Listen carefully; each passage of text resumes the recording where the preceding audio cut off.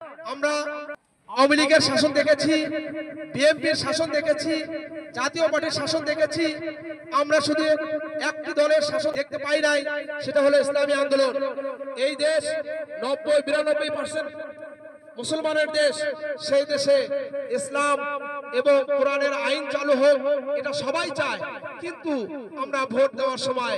কোরআনের আইনের বিপক্ষে মানুষদেরকে আমরা ভোট দেই, যার কারণে আমাদের দেশ বিক্রি হওয়ার ষড়যন্ত্র চলে, যার কারণে আমাদের দেশের টাকা লুণ্ঠন করে বাইরে বেগমপাড়া তৈরি হয়, যার কারণে আমাদের গরিব দুঃখী মানুষের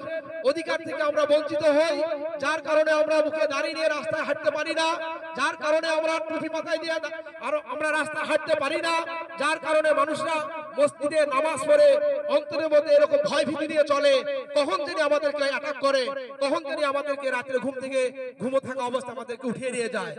এর থেকে পরিত্রাণ পাওয়ার জন্য আমাদের সময় এসেছে।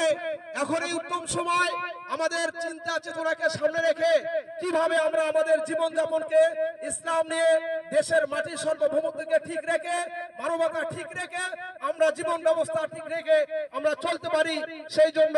আমাদের সংসদে ওলামায়ে কেরামদেরকে, যাদের মধ্যে ইসলামী কোরআনের আলো আছে, যাদের মধ্যে আল্লাহর ভয় আছে, রাসূলের সুন্নাত আছে, যারা কখনো এরকম দুর্নীতি, চাঁদাবাজি কোনো কিছু